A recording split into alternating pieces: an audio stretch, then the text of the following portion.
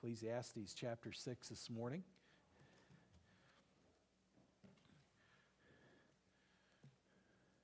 We are continuing in Solomon's exposition on life, and of course his two main themes that we find throughout this discourse is that life is futile and life is fleeting. And he again deals with the futility of life in chapter 6 as he is coming to a turning point in his discourse. And we will look at it this morning and the aspect of brokenness and how it affects our topic this morning. 1965, the American culture was well on its way to begin its downward spiral away from morals and ideals that once defined a great nation and created the generation of their fathers known as the greatest generation. In Romans 1 fashion, God was held at arm's length while we arrogantly believed that we could still have morality. Material replaced ideals. The sexual revolution was eroding the morals that were no longer allowed to be attached to God. All of these pursuits led to a culture clash that forever changed our nation and the world, and really not for the better. It was in May of that same year that the British singers, the Rolling Stones, wrote their famous song, Satisfaction. Its repeated line, "I can't get no satisfaction," characterized its elusive pursuit in a culture that could not give it. And it is still characterized as it developed into the culture in our society today. Things that men pursue in search of satisfaction may not all be inherently evil, but it is our lack of understanding that prevents us from finding it.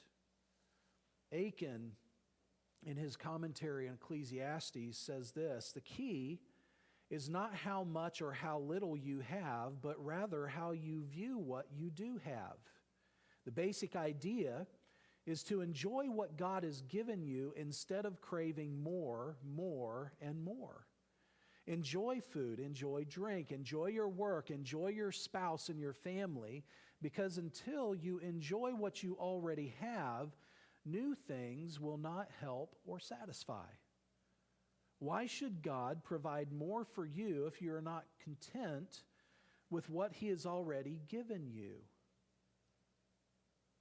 You can be so concerned about what you do not have, that you fail to enjoy and show gratitude for what you do have. Ecclesiastes chapter 6, Solomon is bringing us to an end of the first half of his message and its focus on finding satisfaction in life. If you have kind of paid attention as we've looked, and really he kind of began that discourse on finding satisfaction in chapter 2 and has continued it throughout as he's revealing aspects of our brokenness. And as he does so in chapter 6, he gives us 3 illustrations of things that we think will bring satisfaction, none of them evil, but all unfulfilling for a very specific reason. What are those pursuits? Well, one is riches, resources, and renown. We find that in verses 1 through 2. Another is a large family and long life. We find that in verses 3 through 6. And the third is our dreams and desires, which we find in verses 7 through 9. The truth is this: our brokenness will always hold satisfaction out of reach because it unplugs us from the source of satisfaction. Think about it.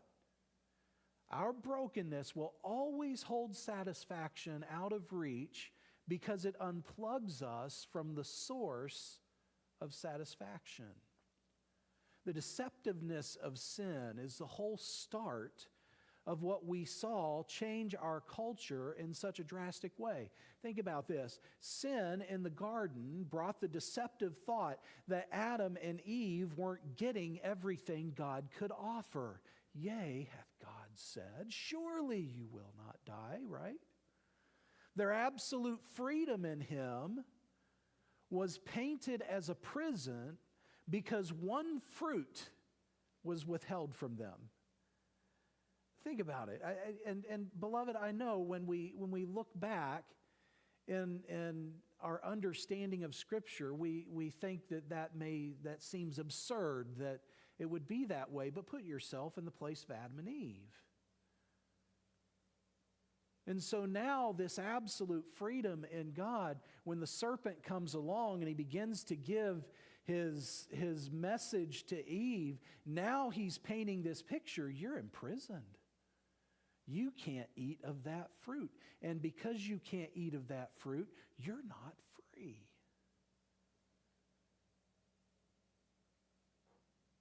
And so the only way their desires could be satisfied and their knowledge could be complete was to believe the lie, to disobey God, and to partake of the fruit. And what happened? Sin broke everything, and that brokenness continues to this day. We've sinfully pursued satisfaction everywhere but its source, and only found bondage in our brokenness. When you get to the top and get everything you ever wanted, but still feel empty inside, then you know that there must be something better and more satisfying out there. God wants to expose our need of Him and show us that riches, the dreams and desires, that a large family or a good family and long life cannot be the ultimate end. Disallowing the ability to find satisfaction in stuff is God's goodness to us, because nothing but God can ultimately satisfy. I want you to think about it. When we are seeking satisfaction in things, why is it that so many times, I mean, have you ever been there? I can remember as a kid, maybe you remember me talking about this, but the advertisement generation, the TV advertisements when I was a kid, and maybe you remember watching some of them, but I remember one of my favorite cereals was Captain Crunch. Wow, I have some agreement on that. Does anybody still like Captain Crunch as your favorite? Yeah. But I loved Captain Crunch. And I can remember as a kid watching the commercials, and they were doing this promotion campaign. And of course, our parents who are wiser and older know that, they're just trying to get you to buy boxes of Captain Crunch. But boy, they made it look so good, because Captain Crunch was talking about if you collect the box tops and you send them in, you'll get this treasure box of games. And boy, in the advertisements, the treasure box was so big, and boy, you opened it up and there were all kinds of cool things in there, and I was sold. I was not going to be satisfied until I got my treasure box of games. And so I hounded my mom, and I was like, I want this treasure box of games. And I think she probably gave in because she knew what was coming, or at least had an idea of it. And so I ate countless bowls of Captain Crunch, which really made me happy and probably was a headache to my mom because my energy levels probably skyrocketed. And the day came where I collected all of the box tops. And I was so excited. I was proud as I filled out the envelope, put the address on it, put the stamps on it, sent my box tops in, and then I waited. And I just knew that life was going to be fulfilled when that treasure chest came. And the visions in my mind, right, are the semi-truck pulling up in front of our house, and it's got to be lifted down by 10 men because it's so big. And about 6 weeks later, I saw on the table one of those manila envelopes, 11 by 13 or. And it was addressed to me, and I thought, well, what could this be? And when I opened it up, there was a flat, pasted together cardboard treasure chest that was perforated on the front, and you could open the lid at the perforation. And down inside, anybody remember those little games where you had the BB inside it and you had to tilt, and that's all it had in it? I wasn't satisfied. The truth is this, beloved, when we go to things, how many times do we convince ourselves that if I just have, if I am just here, or if I'm just there, or if I just were in a different circumstance, or if my bank account just read this way, satisfaction would come. But Solomon is helping us to realize a very important truth this morning. And so you'll want to stick with me, because if you're a good Bible student and you're watching me go through this outline, you're going to say, Pastor, you skipped something. I didn't skip something. We're going to come back to it, all right? So don't raise your hand, start waving all over and saying, you forgot. Bear with me. And so we're going to look at these three areas that Solomon puts out in illustration. So let's look at verses 1 through 9 together as we turn our minds this way. Verse 1, there is an evil which I have seen under the sun, and it is common among men. A man to whom God hath given riches, wealth, and honor, so that he wanteth nothing for his soul of all that he desireth. Yet God giveth him not power to eat thereof, but a stranger eateth it. This is vanity, and it's an evil disease or a sickening tragedy. If a man beget 100 children and live many years, so that the days of his years be many, and his soul be not filled with good, and also that he have no burial, I say that an untimely birth is better than he. For he cometh in with vanity, and departeth in darkness, and his name shall be covered with darkness. Moreover, he hath not seen the sun, nor known anything. This hath more rest than the other. Yea, though he live 1,000 years, twice told, 2,000 years. Can you imagine that? Methuselah lived the longest, which was 969 years that Methuselah lived? So twice as long as Methuselah. He's using hyperbole here, okay? I don't know anybody that in a monogamous marriage is going to beget 100 children. And so there's hyperbole going on here, but the idea is just a large family multiplied with children, years and years of life. Yet hath he seen no good. Do not all go to one place? All the labor of man is for his mouth, and yet the appetite is not filled.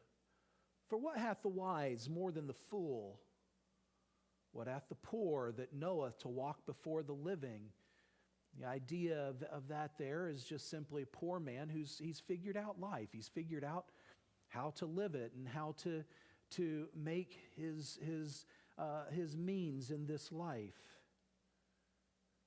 to live it comfortably. He says, better is the sight of the eyes than the wandering of desire. This is also vanity and vexation of spirit.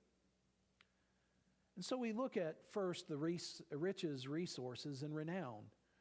It's interesting as you look at these verses that Solomon is using the same language. Look back at chapter 5 and verse 13. We see in verse 1, there's an evil which I've seen under the sun. Look what he says in verse 13 of chapter 5. There is a sore evil which I have seen under the sun, namely riches kept for the owners thereof to their hurt.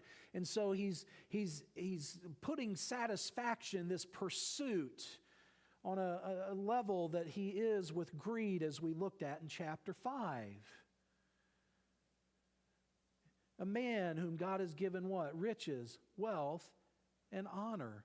And so this futility, this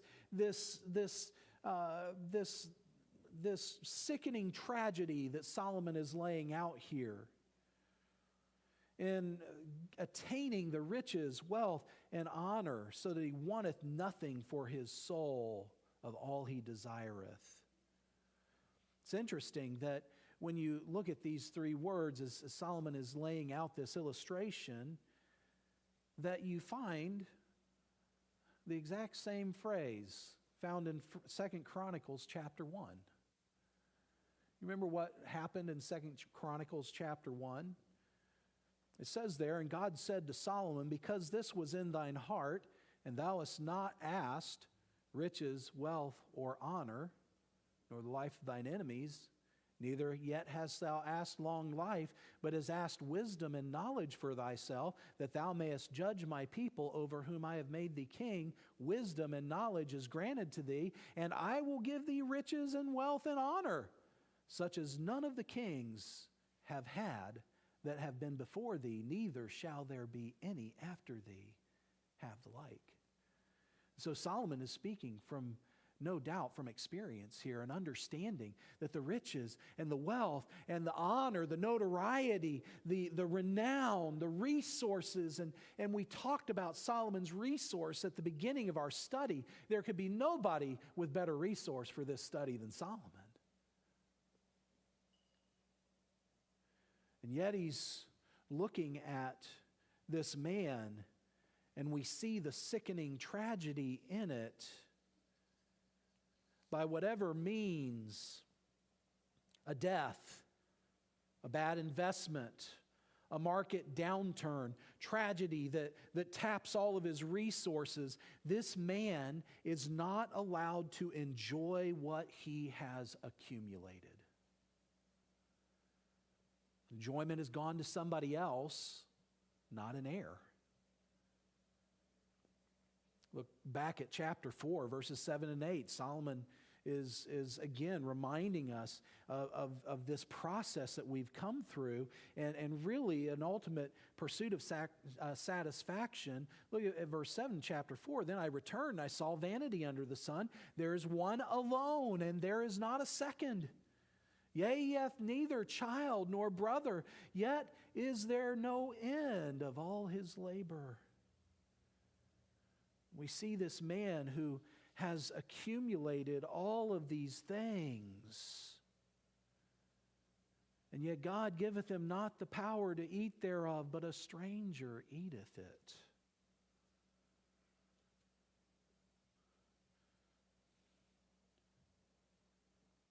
It can be anything, beloved. Medical bill, right? Well, you say, well, that took my resource. Yeah, but somebody's getting paid for your medical bill, right? They're eating your resource. You see what he's saying?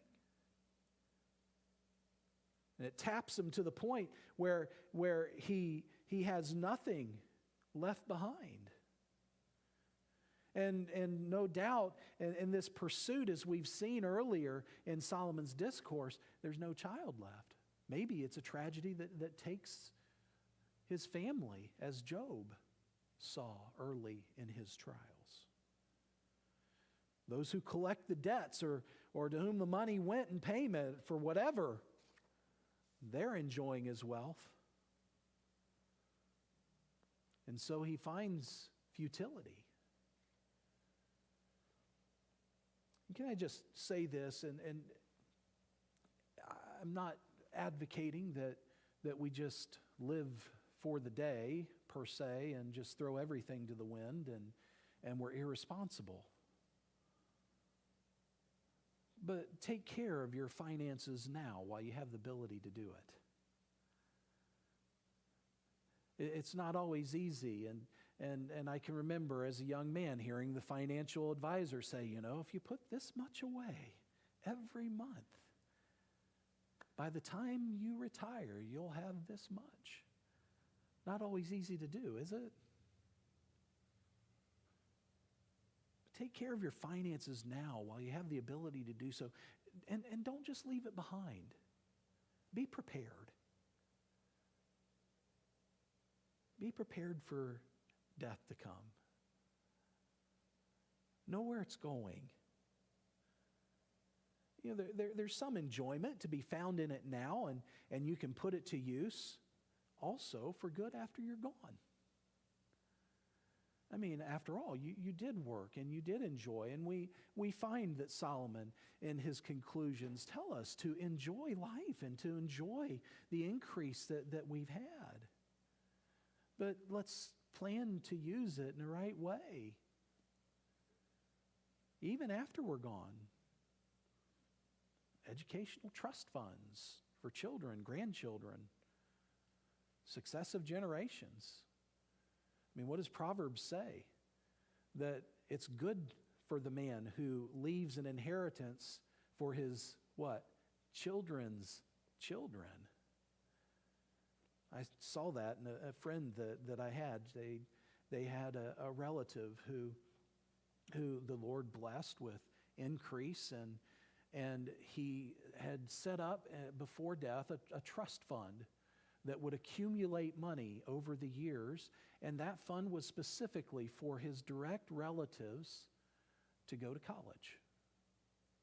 And she received a good portion of money that helped her get her education and was able to come through college debt-free.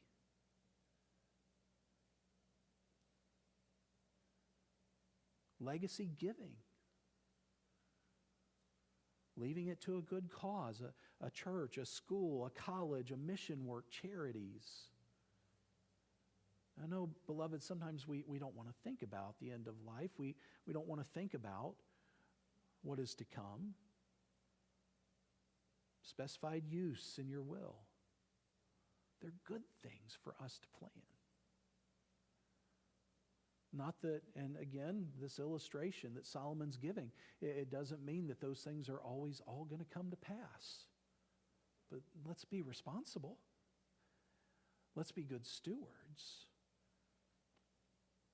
But the whole point is this, beloved, what Solomon's making here, those things will not in themselves bring satisfaction.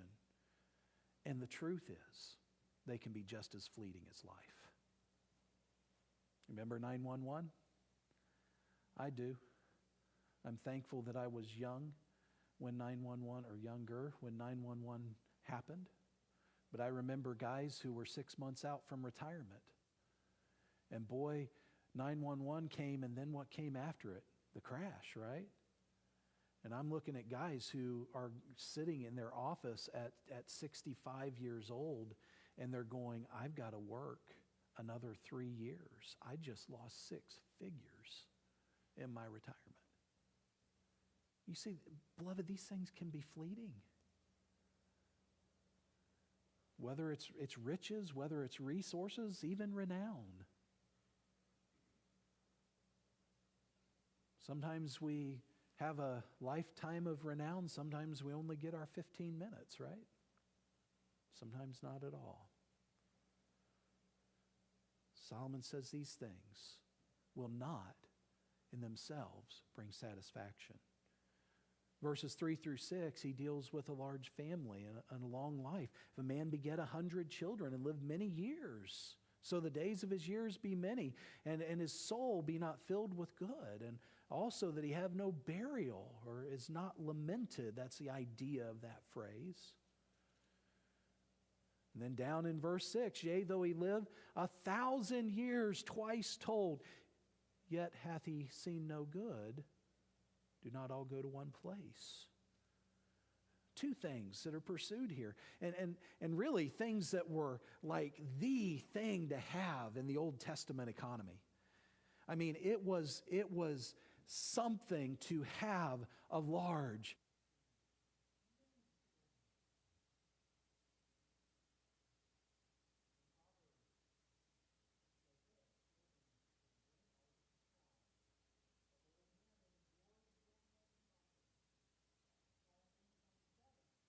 Children are an heritage of the Lord, and the fruit of the womb is his reward. His arrows are in the hand of the mighty, so are children of the youth. Happy is the man that hath his quiver full of them. Children were treasured. A large family. And in Deuteronomy it says, honor thy father and thy mother as the Lord thy God hath commanded thee, that thy days may be prolonged. A long life was a desirous thing. And yet Solomon says to not find good in them. And even as this family man, to come to a place where he meets death and he's not even lamented. It's compared to a miscarriage. I mean, Solomon uses that phrase there, better than this man, is that he were conceived and died in the womb. That's pretty strong language. I mean, it's a lot to think about. Aiken says this, if you cannot enjoy life, then a stillborn baby is better off. Why? Because the rich man is all alone, does not get a proper burial, which means he is unlamented and no one misses him. People might be at your funeral to fight over your money, but they do not shed tears of sorrow for you. People will deeply grieve over a miscarried baby, but not this man. And the stillborn baby at least gets to rest, like the laborer in chapter 5. And the baby does not know the pain of this world. On the other hand, this man experiences the misery of no rest or satisfaction. Again, death is the great equalizer that makes all the wealthy man's accomplishments as null as a miscarried child who did nothing and had nothing. The man goes to his death. He's forgotten. Solomon says, better to never been born. Better to have never even been named. And that was serious language for back then. A miscarried child in the Jewish tradition was not named in its burial for the purpose of not bringing back grief to its parents.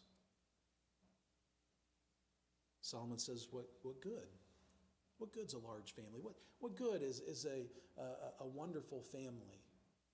Listen, beloved, I've watched families pursue having the perfect family, and that was the focus of their decisions, and it drove everything that they did. A perfect family, the large family, the long life, and again, I'm all about being a good steward of your body and being a good steward of your health. But I have seen people pursue those things and make that their sole pursuit. And I never cease to be amazed that families who have done that, I have seen husband and wife after 25 years end in divorce, saying the same thing as others who end in divorce, saying, I don't even know this person that I'm married to. I've seen the families and people who have pursued the health and the perfect family, and that is their focus. It's not about pleasing God. It's not about raising our children, the nurture, admonition of the Lord. It's about having this veil or this facade in front of us that everybody sees. And many times in their pursuits of that, the very thing that they were driving so hard after, they found themselves making worse. Solomon says, what good is it? What good is it? You're not going to find satisfaction in those things. He also says dreams and desires. Look at 7 through 9 again. All the labor of man is for his mouth, and yet the appetite is not filled. For what hath the wise more than the fool? And what hath the poor that knoweth to walk before the living? Better is the sight of the eyes than the wondering of the desire. This is also vanity and vexation of spirit. What do we find here? Solomon is giving two illustrations, and then he's asking this question in between that is an equalizer of sorts. And so his illustrations, he says all the labor of man is for his mouth. The idea here is that word mouth is a picture of gratification.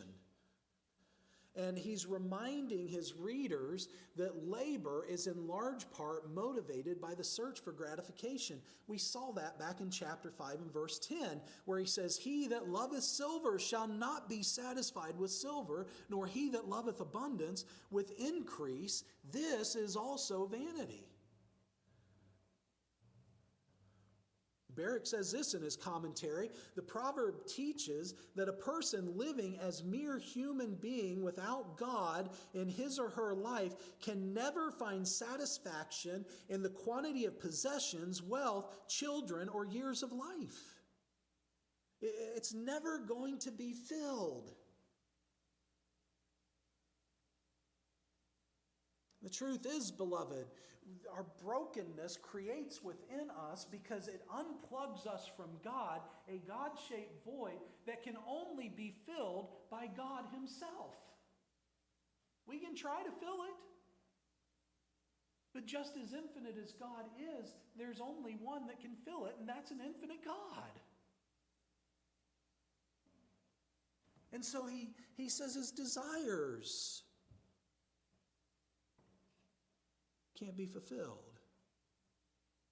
Better is the sight of the eyes than the wondering of the desire. And again, the phrase this eyes, what the eyes see, the sight of the eyes, refers to that which is concrete and possessed.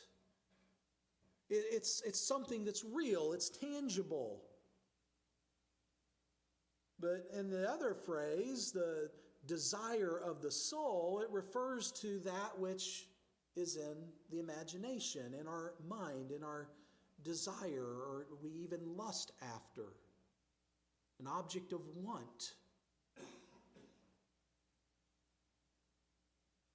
What's Solomon saying? He's telling us this: if one wants to experience enjoyment, it's got to be on real things, right? It goes back to my Captain Crunch treasure chest. Why wasn't I satisfied? Because I was enjoying the imagination of what it was going to be. And then when reality hit, boy, my imagination, my expectations were dashed. It wasn't reality, or at least the reality that was in my mind. Solomon says, far better to enjoy the things that are here than to enjoy what you imagine could be, or will be, or hope to be. And now he brings this in, this question, because he wants us to understand this. It would be easy for us to say, well, I can be wise in what I do, and I can lay out all of my plans. But look at what he does with this question in verse 8. For what hath the wise more than the fool? What if the poor that know to walk before the living. And so he brings into this the wise man, the man that's skilled, who's able to achieve success in life. He brings in the fool, the unskilled man, the man that is characterized by failure and scorn. And he brings in the poor man who has kind of made his way through the calamities of life, and he just lives a simple living. All of them have dreams. All of them have desires. But they all end up in the same place. Death. So he says dreams and desires are not going to bring us satisfaction. What advantage do these have over the other? They don't. And so now let's go back and let's look at Solomon's application. Because I know you were looking at verses 1 and 2 and you're saying, Pastor, you skipped over a phrase. I didn't. We're coming back to it. And so understand this. It is not just what you have that is a gift from God. We've seen that throughout Ecclesiastes, right? In our study. The ability to enjoy it is also a gift. To be able to rightly and fully enjoy the things of this world is a gift of God's grace. God gives this ability so that you do not remember the misery of this cursed world, because time flies when you're having fun. Think about it. Isn't it wonderful? You ever had one of those days at work where everything is just great? I mean, boy, you're enjoying what you're doing and everything's just falling into place and you're like, wow, couldn't every day be like this? And man, maybe you even went in early and all of a sudden you look up at the clock and it's like 4:30 and you're going, whoa, where did the time go? Right? And this is the idea of God giving satisfaction and beloved, the importance of us as believers and really the unbeliever to come to God and to plug into God, because in Him the satisfaction comes. And that's what gives us this enjoyment in life and allows life to be an adventure rather than a drudgery. And so look back with me, because really chapter 5 verses 18 through 20 is a conclusion, yet it's a connection in itself, and it's a comparison contrast, or it's maybe an opposite side of the coin to chapter 6 verses 1 and 2. Look at verses 18 through 20 in chapter 5. It says, "Behold, that which I have seen is good and comely for one to eat and to drink and to enjoy the good of all his labor that he taketh under the sun all the days of his life." Notice, which God giveth him, for it is his portion. Now, I want you to look back at the first part of chapter 6 and verse 1. "There is an evil which I have seen under the sun, and it is common among men." You see the comparison here in chapter 5 and verse 18. "Behold, that which I have seen, it is good and comely." And now he's coming to chapter 6, and there is an evil which I have seen. Notice the first part of verse 19. "Every man also to whom God has given riches and wealth, and hath given him power to eat thereof, and to take his portion, and to rejoice in his labor. This is the gift of God." Every man to whom God has given riches and wealth. You see that? Look at chapter 6 and verse 2. "A man to whom God hath given riches, wealth, and honor, so that he wanteth nothing of all his desires." And again, we see God as the giver. But now look at this contrast, that last part of verse 19, where we see that in chapter 5 that he's empowered him to eat from them and to receive his reward, to rejoice in his labor. But look back at verse 2. Yet God giveth him not the power to eat thereof. God hath given him the riches, but he's not given him the power to eat thereof. He's not empowered him. And what do we see again? This is the gift of God, the last part of verse 19. But verse 2, this is vanity and a severe affliction. What is Solomon telling us here? The source of wealth and honor comes from God.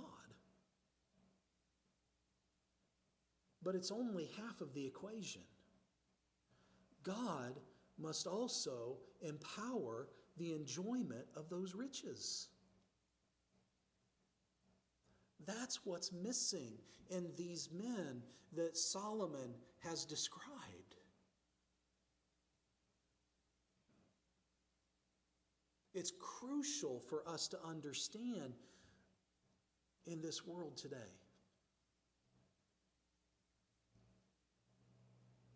What should it do? It ought to humble us in our recognition not only that God is the source of wealth, but that he must also be the source of satisfaction. Listen, beloved, when it comes to these things, when it comes to not just objects, dreams, desires, if we believe that we can find satisfaction in them, we're sorely going to be disappointed. It only comes from God. Maybe you are sitting here this morning and you are saying, I'm not finding satisfaction. Could it be that God is at work in your life? Not to put your eyes on this around you, which he has given you, but to put your eyes on him. To turn your heart and your trust from these things to the one who gives enjoyment and satisfaction. Look at his conclusion with me. Look at verses 10 through 12. That which hath been is named already, and it is known that it is man. Neither may he contend with him that is mightier than he. Seeing there be many things, or many words, the increase of many words, that increase vanity. What is man the better? For who knoweth what is good for man in this life? All the days of his vain life which he spendeth as a shadow. For who can tell a man what shall be after him under the sun? I like what Aiken says. He says this: the problem is that we try all kinds of things to get out of the brokenness, but we just end up more broken. Some think they are empty and broken simply because they do not have enough. They try to make more money and consume more goods, but it never fills the void. We cannot get out of the brokenness ourselves, and that is where God comes in. And so what do we learn from these last 3 verses? What is Solomon's conclusion? Well, he turns our eyes right back to God. Number 1, we find in verse 10a, where he says, that which hath been is named already, and it is known that it is man. What is Solomon saying here? He's turning us back to the very place we started in chapter 3, to a sovereign God. And so here is what we take away from it. God has a plan for who you are, where you are, and what you have. Trust in his sovereign plan. God has a plan for where you are, who you are, and what you have. Trust in His sovereign plan. Turn your eyes back to Him.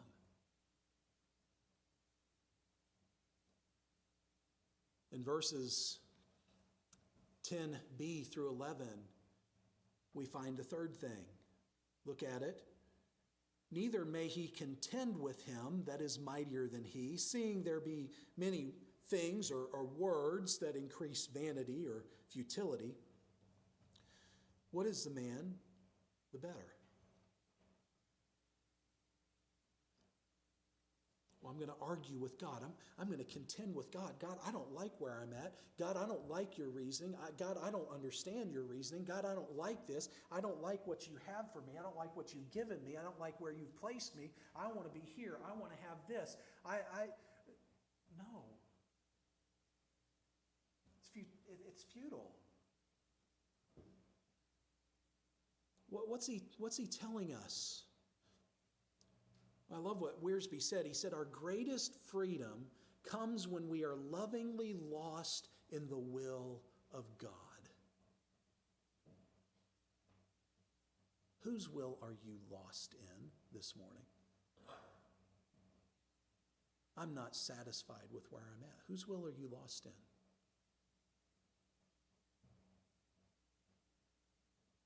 Don't fight him. Trust him. Lose yourself in him. I love what Jesus said to his disciples. He saw God's will in John chapter 4 as he sent them off for meat. What did he see the will of God as? He saw it as his necessary meat, right? What was Jesus? And whenever he came to a point of question, you'd see him say this at times. I must, as he said as a 12-year-old, be about my Father's business. Where did he always point his choices and his power back to? It was about being in the will of God.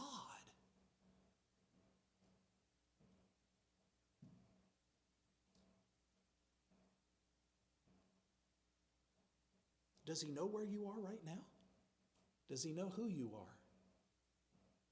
Does he know what you have? Rest in him. Trust him. Don't fight him.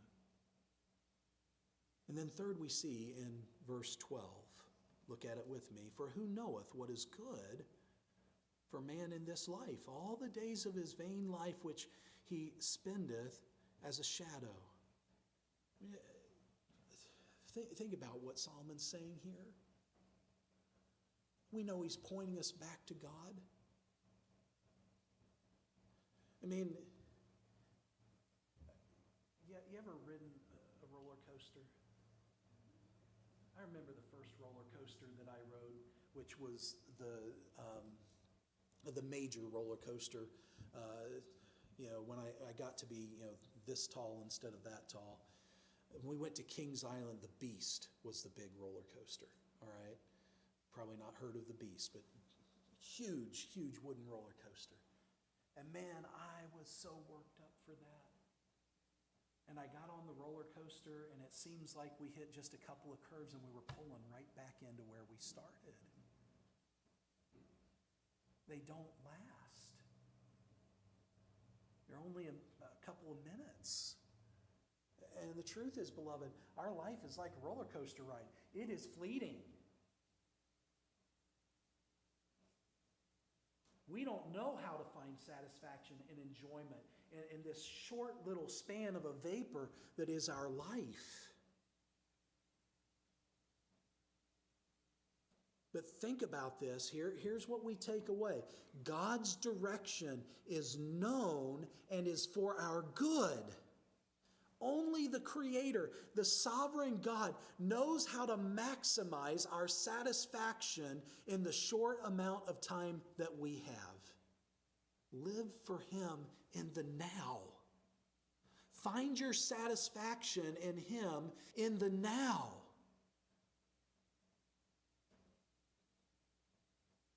I learned this lesson years ago and still struggle to learn it at times. And I wonder if we all need to think about it. But here's the truth. Dissatisfaction is assured when we live with our eyes and heart on the 5 to 10 years in our future. Dissatisfaction is assured when we live with our eyes and heart on the 5 to 10 years in the future. Why?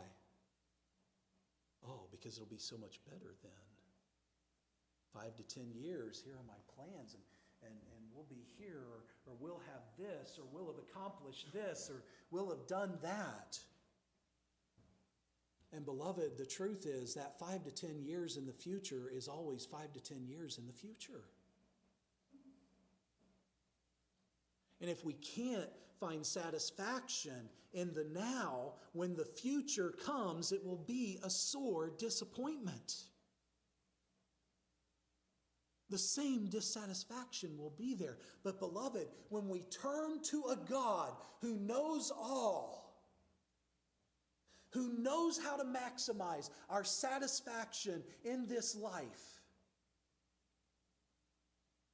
beloved, it won't matter so much as to whether or not we have a large family, or we have riches or resources or renown, or whether or not our dreams and desires are fulfilled. Why?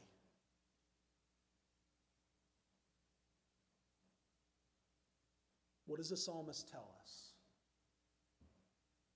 Set your heart upon the Lord, and what? He shall give thee the desires of thine heart.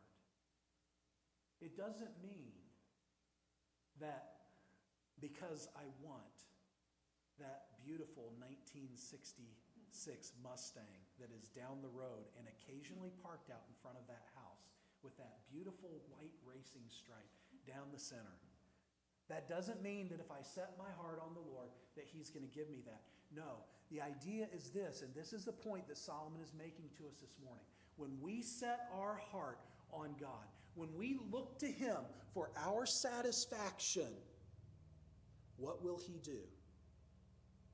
He will give us, He will put within our hearts the right desires, the desires that are going to take a fleeting life and make it like that day at work where the time just goes like that, but it has been so wonderful.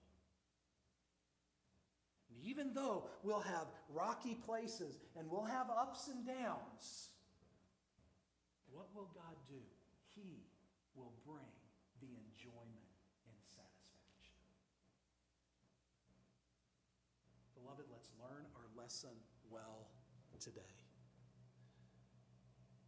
If we are walking in dissatisfaction, I can say it whether you're here today and you don't know Christ, or whether you're here today and you're a believer. If you are living in dissatisfaction in your life in some way, you have unplugged yourself from the source of satisfaction. And I would encourage you this morning to take your eyes off of whatever it is